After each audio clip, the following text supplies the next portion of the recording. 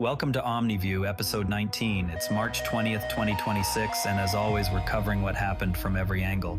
Today's big story is the surprisingly rapid advance of artificial intelligence and the increasingly urgent debate over how, or even whether, such powerful systems can be governed. We'll explore four distinct perspectives on this question, giving each the space to lay out its case. As usual, no spin, no agenda, just the different ways thoughtful people are looking at the same technological reality. Here's what's making news in the Omni View world today. The pace of AI progress has outstripped nearly every forecast made in 2023. What many analysts then described as a distant possibility has become today's working reality. By early 2026, frontier models are routinely performing at or above expert human level across a wide range of cognitive tasks.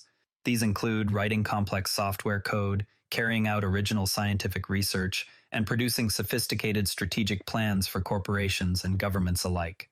The models have moved from narrow tools to something closer to general-purpose cognitive engines. This shift has happened in plain sight, yet it still feels jarring to many observers.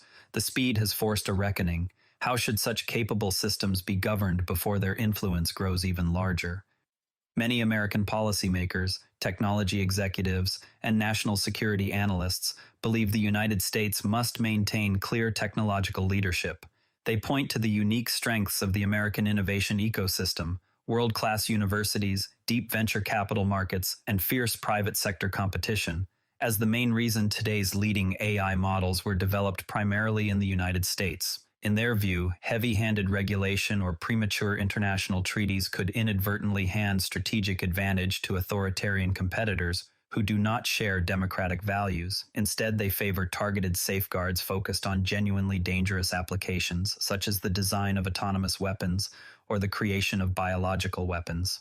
They prefer voluntary industry standards, strict export controls on advanced hardware like high-end GPUs, and bilateral agreements among allies. The dominant fear is that overregulation could repeat what some see as past policy mistakes with nuclear energy or the early internet, slowing beneficial development while adversaries race ahead. What's interesting here is how this perspective tightly links economic prosperity with military deterrence. The central question worth considering is whether prioritizing speed and innovation ultimately best protects national interests, or whether it quietly increases shared global risks that no single country can manage alone. Shifting now from Washington's strategic lens to a very different worldview coming out of Europe. European governments, regulators, and many civil society organizations argue that AI systems this powerful are simply too consequential to be left to market forces or raw national competition. The European Union's AI Act, which was significantly expanded and strengthened throughout 2025 and into 2026, takes a risk-based approach. It classifies models according to their potential for harm and imposes strict requirements on transparency, data governance, human oversight, and legal accountability for the highest risk systems. Europeans contend that fundamental rights, privacy, non-discrimination, due process, and democratic accountability must be engineered into these systems from the beginning rather than added later. They worry that an unchecked innovation race creates a dangerous race to the bottom on safety and ethics.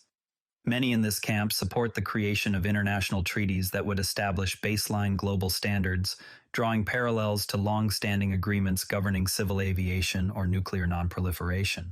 They believe democratic societies should set the rules of the road now, before either authoritarian governments or unaccountable private corporations define the technology's long-term trajectory. What stands out in this perspective is its deep focus on protecting liberal democratic values, rather than treating the contest as pure strategic competition. The question worth considering is whether embedding rights and oversight mechanisms early can prevent serious harms without unnecessarily slowing down beneficial progress that could improve medicine, science, and quality of life. Next, we turn to the distinct vision coming from Beijing. Chinese official policy treats AI as a strategic general-purpose technology on the same level as electricity or the internet itself. The government believes such a powerful tool must be directed by the state in service of clear national goals: sustained economic development, social stability, and national security. Chinese leaders have repeatedly suggested that Western approaches are naive both about how quickly capabilities are advancing and about the necessity of firm political control over any technology that could reshape society. In their view, AI must be aligned with socialist values and actively used to strengthen governance capacity, improve public services, and maintain social harmony. China has poured resources into developing its own domestic technical standards and has put forward global AI governance proposals that stress respect for state sovereignty and non-interference in internal affairs. Beijing remains generally skeptical of binding international institutions that might limit its ability to deploy AI for domestic surveillance, military modernization, or centralized economic planning. At the same time, Chinese diplomats have quietly signaled openness to narrow technical agreements on specific issues, such as preventing accidental escalation between military AI systems. What's particularly interesting about this perspective is its consistent emphasis on maintaining control over both society and national security. The question worth considering is whether a state-directed approach to AI can genuinely deliver long-term stability and prosperity, or whether that same centralized control creates different but equally serious kinds of risks over time. A fourth perspective comes from internationalists, scientists, international lawyers, United Nations officials, and thinkers from various countries, who view the most powerful forms of AI as a global commons that no single nation or company should fully control. This school of thought draws analogies to established frameworks like the Law of the Sea, the Antarctic Treaty, and efforts to prevent the weaponization of outer space. Proponents argue that once AI crosses certain capability thresholds, the risks become genuinely transnational and cannot be managed effectively by competing nation-states alone.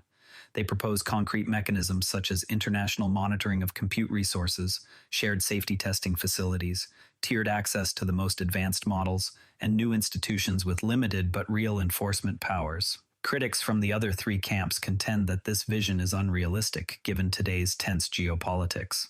They also worry that such structures could unintentionally slow beneficial innovation or create new layers of unaccountable global bureaucracy. What makes this perspective stand out is its primary focus on the danger of humanity as a whole losing control over the technology itself, rather than any one country losing advantage. The question worth considering is whether it is realistically possible to build effective supranational governance in a world still organized around competing nation-states, or whether attempts to do so risk creating new problems that could be even harder to solve. Now, to really understand this story, there's an important dimension that much of the coverage tends to leave out. The debate is not simply a straightforward contest between regulation and innovation. Each perspective is actually trying to solve a different core problem. The United States is most worried about falling behind strategically in a new technological arms race. Europe is most worried about protecting liberal democratic values and individual rights from being eroded by powerful technology. China is most worried about losing control over its own society and internal security. Internationalists are most worried about humanity collectively losing control over the technology itself. These are not easily reconciled concerns. The factual ground that nearly everyone agrees on is that capabilities are advancing rapidly. Leading models are now multimodal, able to handle text, images, code, and more, and increasingly agentic, meaning they can take sequences of actions toward goals with less human guidance. The performance gap between frontier systems and both open source and smaller models remains significant in many domains, though that gap is narrowing in certain areas. What remains sharply contested is the probability and timing of even more dangerous capabilities emerging, the best mechanisms for ensuring safety, and the proper balance between competition and cooperation. Next time you hear arguments about AI governance, it can be helpful to ask yourself which core problem that particular perspective is trying to solve first. This simple mental exercise often cuts through the framing and reveals what different stakeholders actually fear most. Before we go, keep an eye on developments tomorrow as these competing visions continue to collide in ongoing international negotiations. That wraps up today's Omni View. Remember, the best informed people read more than one perspective. If this show helps you do that, share it with someone who values fair coverage. See you tomorrow.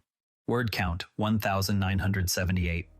This podcast is curated by Patrick, but generated using AI voice synthesis of my voice using ElevenLabs. The primary reason to do this is I unfortunately don't have the time to be consistent with generating all the content and wanted to focus on creating consistent and regular episodes for all the themes that I enjoy, and I hope others do as well. Without taking the dive, we went on vacation. We had a nice time. My doomsday